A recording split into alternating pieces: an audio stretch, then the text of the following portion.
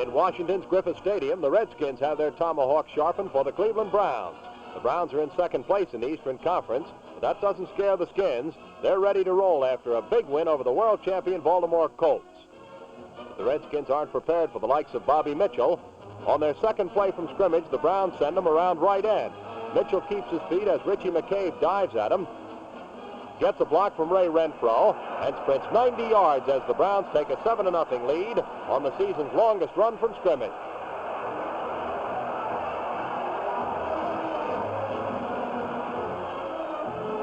Mitchell is at it again the next time Cleveland gets the ball. He tries left end this time and weaves his way for 25 yards behind Gene Hickerson's scrambling block.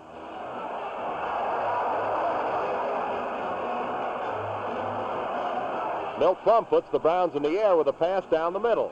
Ray Renfro's behind his man and skips over the goal line to boost Cleveland into a 14-0 advantage.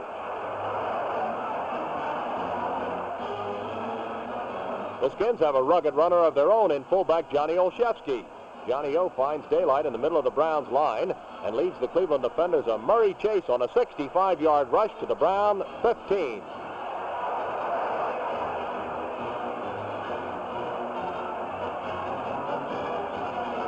Dick James slants into the end zone for the first Redskins score, and it's a 14-7 game going into the second quarter. Johnny Olszewski opens the second period by breaking away from two tacklers at the line of scrimmage and tearing to a 37-yard gain.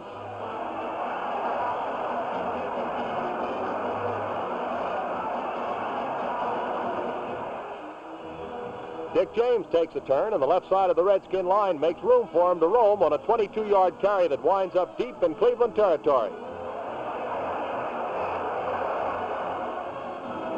Johnny O, who broke a Redskin single-game rushing record with 190 yards, rockets 19 of those yards for the touchdown. The Redskins have rallied to tie it up at the half, 14-14. Milt Plum is plaguing the Redskins in the third quarter. He connects with Ray Renfro for a Cleveland first down.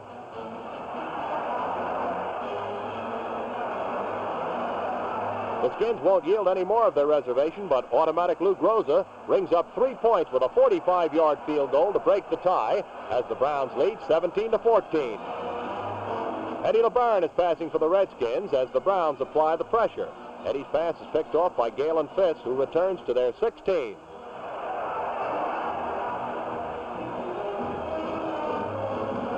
With Jim Ray Smith leading the way, Bobby Mitchell slashes the final 5 yards for the Cleveland tally. Bobby's second TD gives the Browns a 24-14 edge, but the Redskins narrow that to 24-17 with a Sam Baker field goal. The Browns have the ball in the last quarter, and here goes Bobby Mitchell.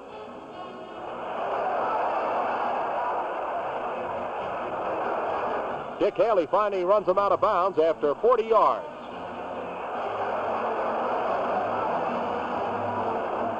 Big Jim Brown, the league's leading ground gainer, finally gets into the act, and the slow motion camera shows him at his bulldozing best as he plows for 9 yards.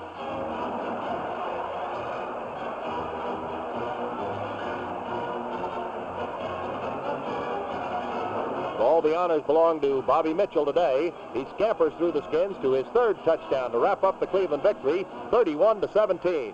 Mitchell's net yardage of 232 yards is just 5 yards short of the league record set by teammate Jim Brown, and it helps Cleveland climb into a first-place Eastern Conference tie with New York.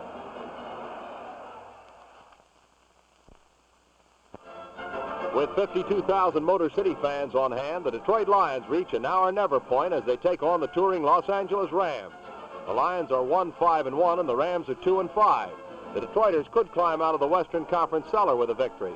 With Earl Morrall at quarterback, the Lions claw the Rams in the first quarter. Morrall finds Dave Middleton wide open at midfield and drops a pass in his hands.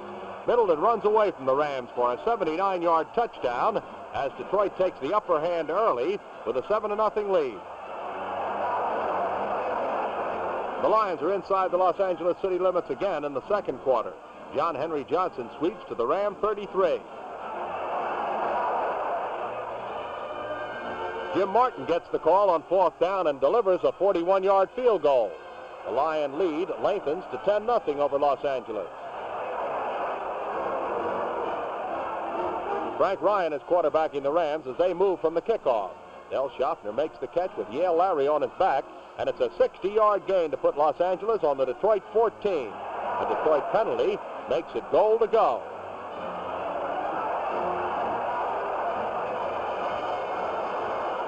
Ollie Matson takes a quick pitch out and outlegs the Lions for the touchdown. Detroit's lead is cut to 10-7.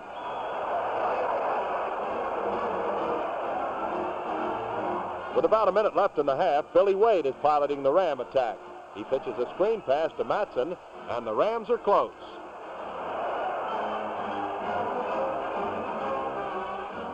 Lou Michaels ties up the game with his toe with 50 seconds left in the second quarter. His 28-yard field goal makes it 10-10. Earl Morrow comes back and hands to flanker Terry Barr on a reverse. Barr fakes a pass, but keeps and carries to a first down on the Ram 37.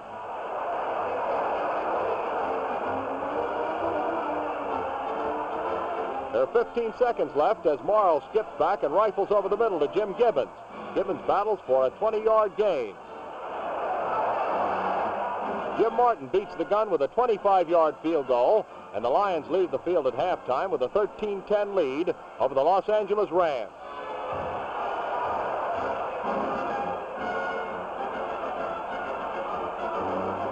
Midway in the third period, the Lions are laying into the Rams again. Earl Morrow takes aim and pitches to Terry Barr. Barr barrels to an apparent touchdown, but the officials have detected a violation by Detroit, and they're penalized to their 26. The Lions are trying again as a fumble recovery sets them up on the Ram 23. Morrow passes to Jim Gibbons at the 10. Gibbons fumbles, but Hopalong Cassidy ropes it in to save the day for Detroit.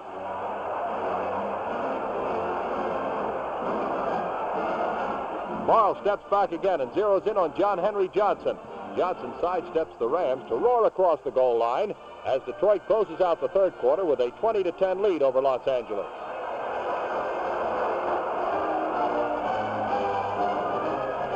Frank Ryan tries to get a threat going for Los Angeles in the final period as he passes to John Arnett. Jim Steffen knocks the ball loose, and Gary Lowe picks it up to take over for Detroit on the Ram 36.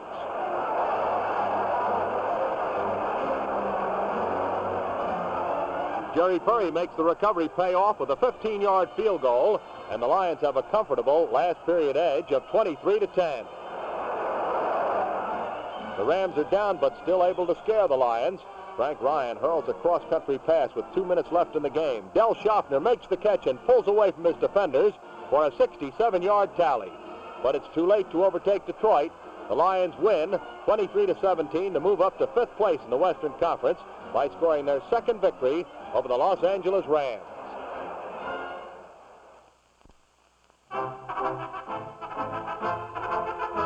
The New York Giants, leading the Eastern Conference by 1 game, take on the Pittsburgh Steelers before more than 66,000 at Yankee Stadium. The Giants are trying to maintain their lead over the Browns. After a scoreless first quarter, the hometown Giants have something brewing to open the second period. Mel Triplett hustles for 13 yards. With Charlie Connerly and George Shaw both sidelined with injuries, Don Heinrich is a quarterback for the Giants. Frank Gifford takes Heinrich's pass for 11 yards. Bill King grinds out a 7-yard gain, and the Giants are perched on the Steeler 14. On the drive stalls, dependable Pat Summerall boots a 21-yard field goal to give the Giants a 3-0 lead.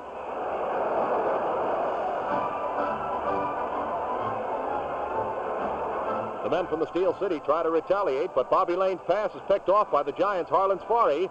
Harlan returns 22 yards to set the Giants up on the Steeler 25.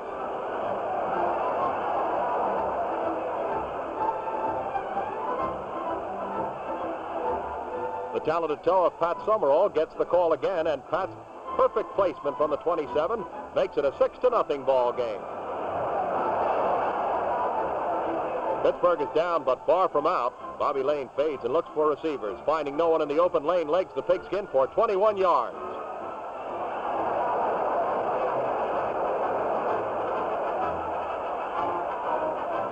Lane then connects with Jimmy Orr to put the ball on the Giant 30.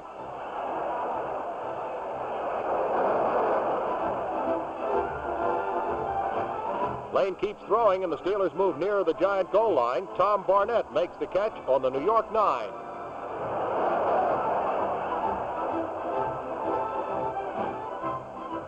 Lane completes his 4th pass of the drive as he hits Jimmy Orr in the end zone.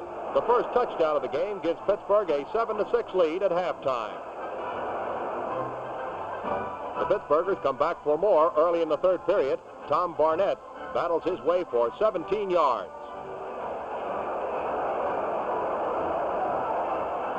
From there, Tom Tracy takes a handoff and starts to the right. Finding no running room, Tracy gives it back to Lane, and Bobby blitzes the Giants for 21 yards.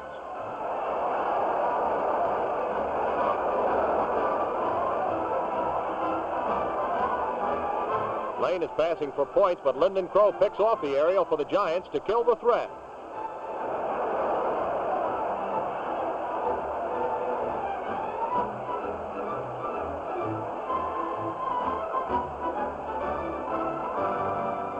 Near the end of the quarter, the Giants are rolling. Don Heinrich hoists a strike down the field that Bob Schnelker spears. Schnelker shuffles to the Steeler 19 before being knocked out of bounds.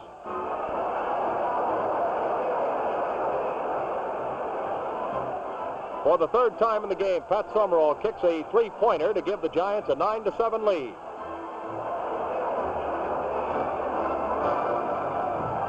With less than a minute and a half remaining in the game, Steeler Bobby Lane lets fly with a long pass. Tom Tracy has it at the Giant 15, and Tom travels all the way to complete a 45-yard touchdown play that defeats the Giants 14-9.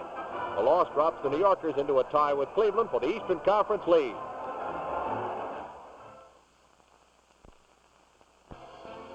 The Philadelphia Eagles, who have yet to lose a home game in 1959, try to make it 2 in a row over the Chicago Cardinals as they strive to stay close to the leaders in the Eastern Conference. The Cards lost a cliffhanger to the Eagles in Minneapolis, and they want this one badly. The Cardinals stun the Franklin Field crowd with their razzle-dazzle style of play. Bobby Conrad takes a handoff, then laterals all the way across the field to quarterback King Hill, who hustles down the sideline to the Eagle 32.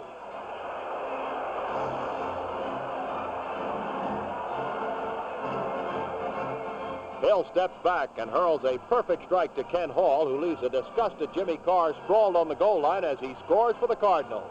Chicago leads Philadelphia 7-0 after 1 period. A tricky Cardinal maneuver gets them in trouble in the 2nd quarter. Woodley Lewis takes a short pass and tries to lateral to John Crow, but Tommy Brookshire gets into the act and grabs the ball for the Eagles. Norm Van Brocklin calls the right play on his first try. Pete Retzlaff is all by himself, and Van Brocklin hits him for the score. It's a tie game as the Eagles pull even at 7-7. Moments later, the Eagles are back to their own 9 as Van Brocklin punts from the end zone. It's blocked by Leo Sugar. Mal Hammock picks up the free ball and bolts 17 yards for a quick card counter. Now Chicago leads again, 14-7.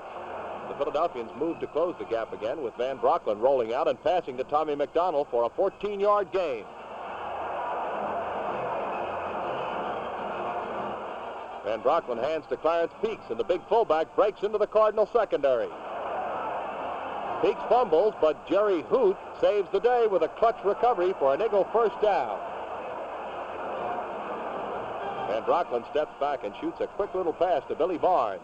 Barnes has his running shoes on today. He takes off at top speed and goes all the way for the 47-yard touchdown that earns the Eagles a 14-14 tie at halftime. In the 3rd quarter, with the Cards in possession, Conrad takes the ball on a crossbuck, fumbles, and Joe Robb recovers for the Eagles on the Cardinal 41. Van Brocklin is set to pass for Philadelphia. 3 Cards converge on Pete Retzlaff, but he makes the catch for a 13-yard gain. On 4th down, Paige Cothran puts the Eagles into the lead for the first time in the game with his 21-yard field goal. It's 17-14. Philadelphia tries for more as the 3rd period runs out. Van Brocklin aims for Tommy McDonald, but Night Train Lane hijacks the pass and takes off nonstop for the other end of the field until Clarence Peaks derails him after a 69-yard return.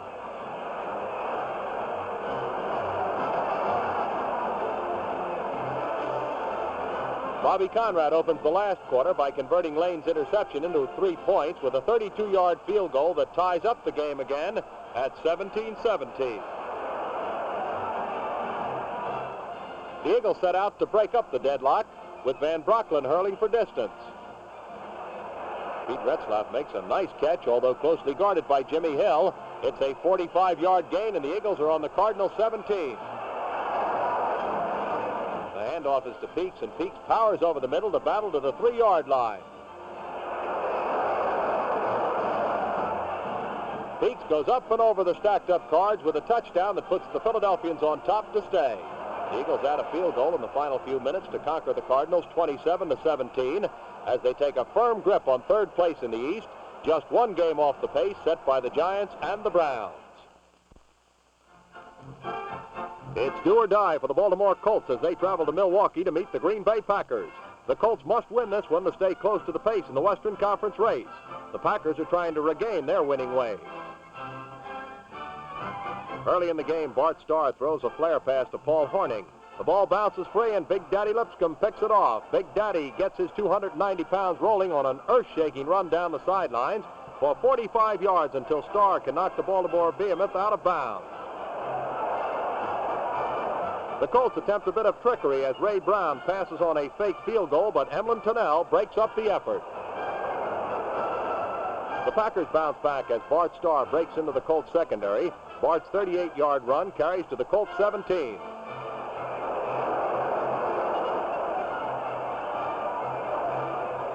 The Colts contain Green Bay, so Paul Hornung boots a perfect 23-yard placement that makes it Green Bay 3, Colts nothing. Near the end of the first quarter, Unitas hits Burry for a first down on the Packer 26. Lenny Moore takes a handoff from Unitas. The Colt linemen clear the way, and Lenny streaks his way through Green Bay to go 26 yards for a touchdown. The Colts are ahead after the first quarter, 7-3. The Colts start another drive as Unitas fades behind perfect cup blocking. Johnny fires out to the right flat to Lenny Moore. Moore keeps his balance and almost gets away as he carries to the Packer 42.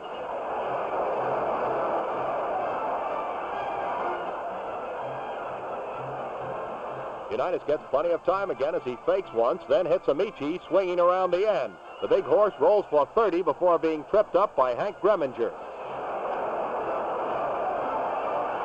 Johnny Unitas keeps his record going as he hits Raymond Burry in the end zone for a touchdown. Unitas has now thrown for a score in 33 consecutive ball games, and the Colts lead 14-3.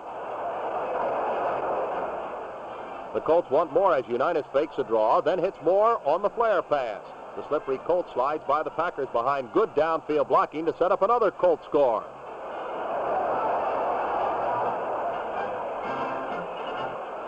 Unitas drops back and looks as Raymond Burry goes down and out. Johnny hangs it up there, and Burry pulls it down for another Colt tally. The Colts are way out in front after 2 quarters, 21-3.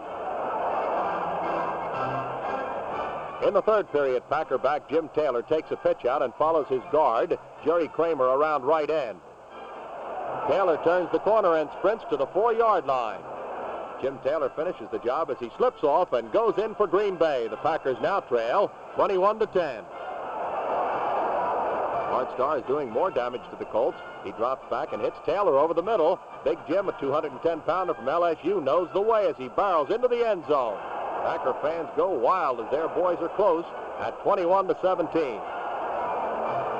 The Packers have more in store for Baltimore. Paul Hornung is doing the ball carrying, and what a job Paul does. Hornung goes 63 yards before Andy Nelson can finally catch up.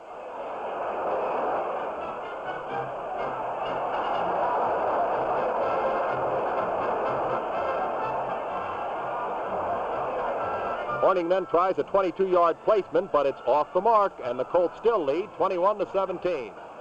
Unitas knows he's not safe with this short lead. He hits Jim Mutchler on the dead run. The rugged Colt wingman races to complete a 30-yard gain as the third quarter ends.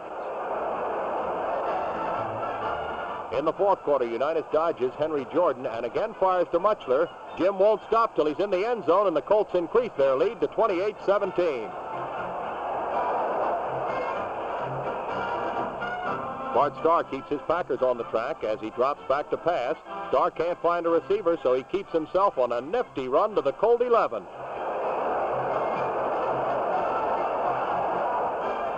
Jim Taylor finishes up the scoring as he bolts over from 3 yards out. The Baltimore Colts take an exciting 28-24 decision to move within 1 game of first place and stay in contention in the hot Western Conference race. The Chicago Bears, fighting for survival in the Western Conference race, warm up to face the leaders, once defeated San Francisco in Snowbank Wrigley Field. 44,000 are rooting for the Bears to reverse an earlier defeat by the 49ers and even their season record at 4 wins and 4 losses. The Bears win the toss and elect to receive. Tommy Davis kicks off for San Francisco. Johnny Morris takes the ball over his shoulder in the end zone and lights out for the Prospector claim. Johnny races to the 49er 48 before they can pull him down.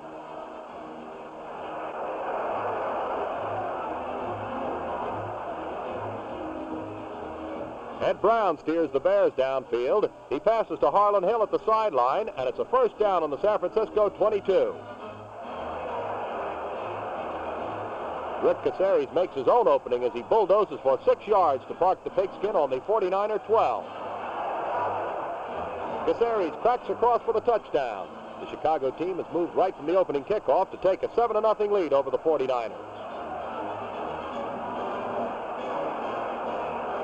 It's still 7-0 in the second quarter as John Brody passes for San Francisco. Eric Barnes leaps to intercept his pass and return upfield.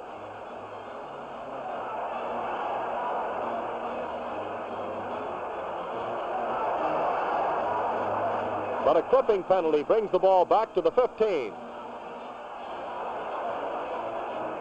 The Bears have the ball and give it to Willie Gallimore.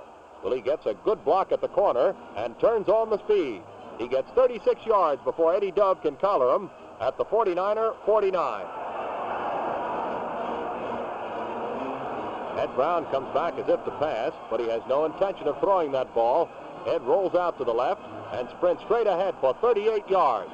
Eddie Dove saves a touchdown by nailing him from behind with a diving tackle.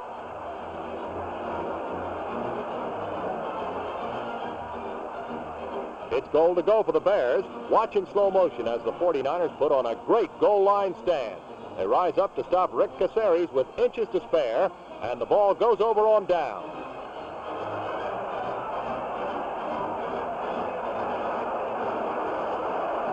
The Prospectors move into Bear country. They're on the 25 as J.D. Smith rips through the Chicago tacklers on a rough trip to the end zone. But a clipping infraction sets them back to the 24, and the Prospectors must try again. The Bear defense analyzes this 49er play perfectly, and Hugh McElhenney meets a reception committee at left end. Bill George applies an unfriendly bear hug, and Hugh is down for an 11-yard loss. 49ers call on their rookie kicker, Tommy Davis. Tommy's true from the 42 as the Prospectors close out the first half scoring to trail the Bears 7-3.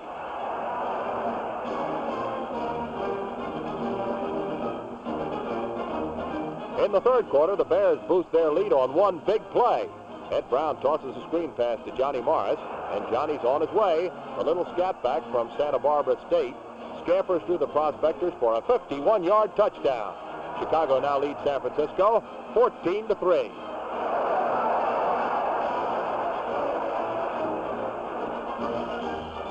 The 49ers know they have to pull this one out of the fire if they want to hold on to their 2-game lead in the conference.